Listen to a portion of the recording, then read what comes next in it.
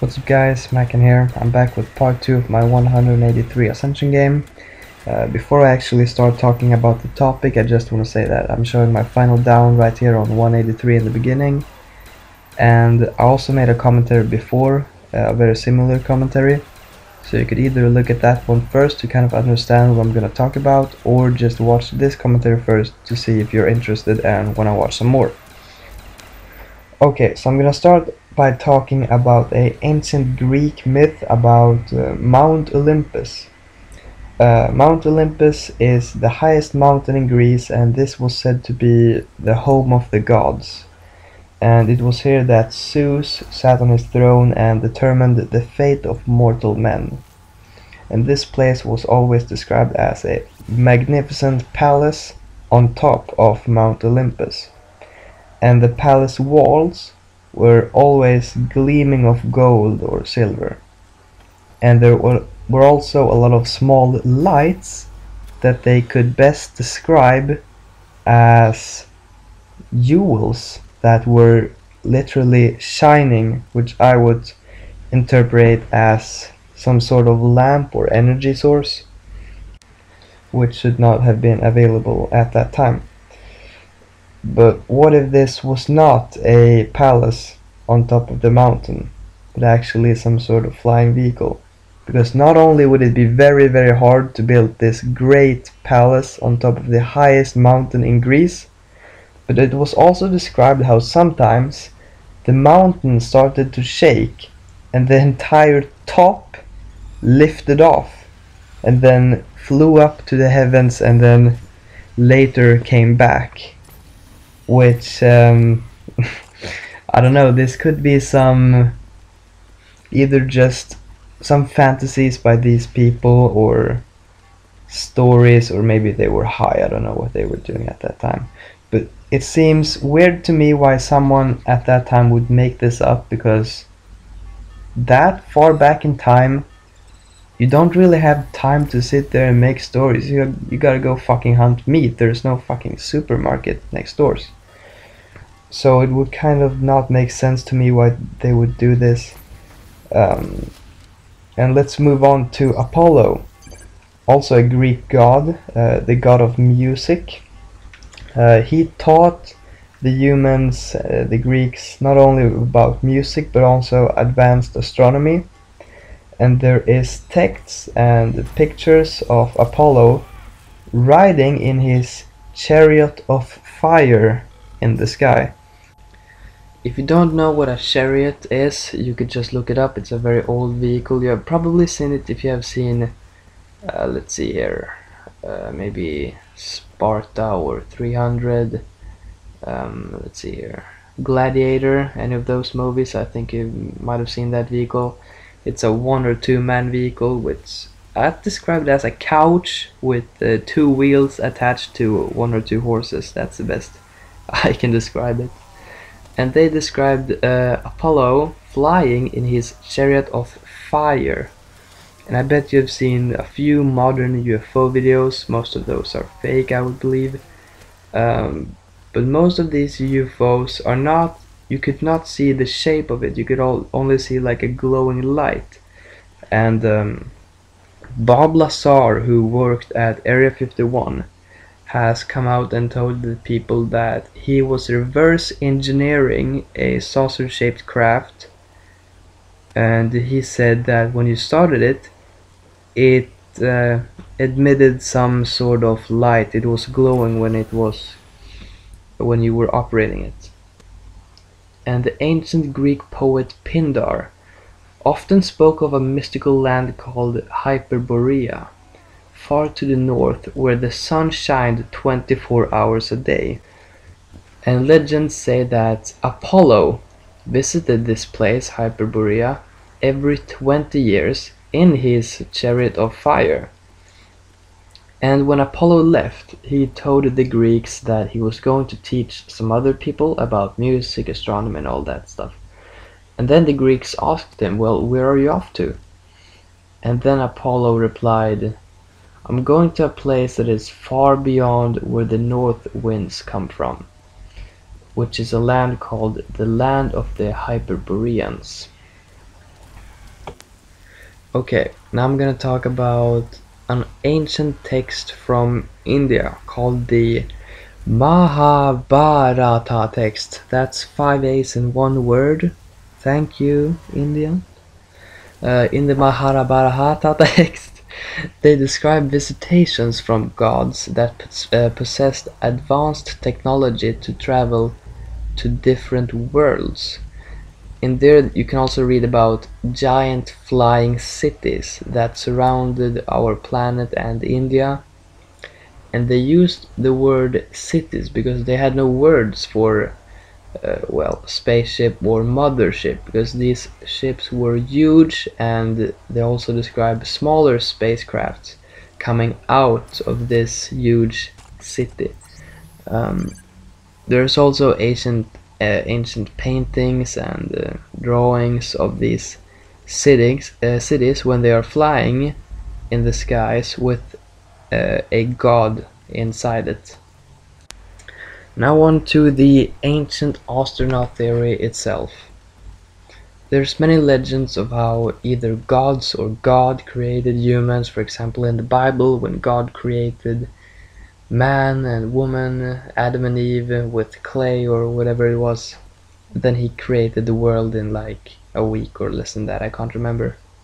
But there's also the modern evolution theory, that we were actually apes from the beginning and then evolved into humans. And the first humans were called Homo sapiens. And they have been around for about 300,000 years. But what is a bit strange about this theory is that humans' brains have tripled their volume in just a few thousand years, which does not at all fit in with the ordinary evolution. You need a lot of time for this to happen, not just a few thousand years, which indicates to that we are actually genetically engineered.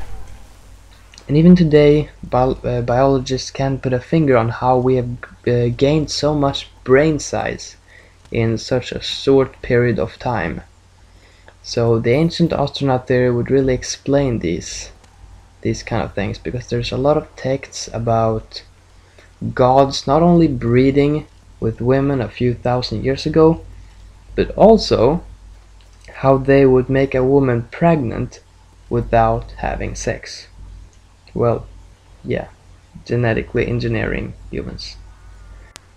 Which is also said in the ancient Sumerian texts, where they wrote about the sky gods genetically engineering the first human being. And these sky gods were called the Anunnaki, which is translated into those who from the heavens came.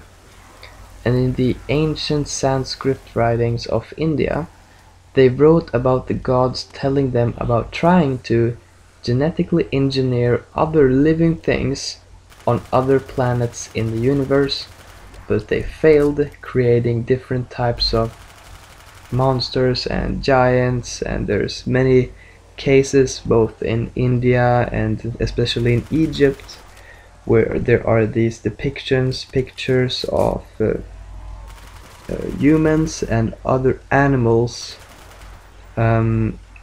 basically genetically engineered together, humans with bird's head and reverse that, and there's loads of different types of monsters and a lot of giants as well, not only in the ancient Sanskrits of India, also in the Bible and in a lot of other ancient texts as well. My previous commentary about this, my the Reese 101 game, I think, I talked mostly about giants and how they were connected to the gods and the aliens according to different texts from different Bibles and different stories about them. So yeah, as you can hear, there's many old myths and legends about divine gods that appear to be actual living beings, but I guess there's no way to really prove this yet. And here's a really small text from the Mahabharata. I'm not sure if I will pronounce all these Indian words right, but let's give it a go. Okay, Gurkha, a person, a god, flying in his swift and powerful Vimana, which was an aircraft, hurtled against the three cities and the Viranash and Akadash, a single projectile charge with all the power of the universe. And an incessant column of smoke and fire, as brilliant as 10,000 suns, rose in our splendor. Which is a really obvious text in my opinion. There was this god called Gurkha, which had a flying vehicle which they called the Vimana, that made smoke and fire and had all the power in the universe and lighted up as 10,000 suns. It's a person flying in a vehicle. I don't see why a actual god, as in the Bible, would need a vehicle. But one thing that is more important than believing in what I'm saying right now, or believing in the Bible, believing in the evolution theory, you gotta question everything. You can't just believe what's in the Bible without questioning it. You can't believe what I'm saying without questioning it. You can't believe the evolution theory without questioning it. Because the people that has written these things and claiming these things are people just like us, and you can't just believe something without asking questions. Then you're an idiot, a complete idiot. Doesn't matter if you're religious, an ancient astronaut theorist, or a evolution theorist. Okay, so right here I've shown you many pictures of both ancient cave paintings, ancient artifacts of people looking like modern spacemen, and paintings from like 1,000 years ago or 800 years ago, long before it became popular in the 1800, 1900 with actual aliens, and they started making movies of it. A lot of people claim to be abducted. So this is proof that these things have appeared in the sky for much longer than we think. And this picture on screen right now is a very old cave painting. Can't remember how old it is, but I believe it says it on the picture. And why would someone make this up and just coincidentally it appeared later in the 1000th century, and especially now in the year after 2000? Like, there's no chance that they actually just made these things up and a few thousand years later they appear. So these persons actually saw these things and they were in fact real. Alright, so I'm not gonna commentate much longer, but one thing that you need to take into consideration is that there are millions of stars in our galaxy. About 10,000 planets in just our galaxy is estimated to have life on them, and intelligent life. And there are even more galaxies than stars in our galaxy, which is really amazing. And that is the whole universe. So there could be millions of planets that has intelligent life, and we're not even sure if we are the one and only universe. There is the multiverse theory, which I actually entitled a Halo montage a long time ago. And it's not even sure if the multiverse is the ending. There might be even more multiverses. I mean, it's all crazy. It could be billions of life forms just like us out there. So you gotta take that into consideration.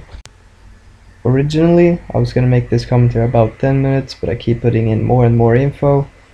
And I could do this forever. I don't want to make this commentary half an hour long.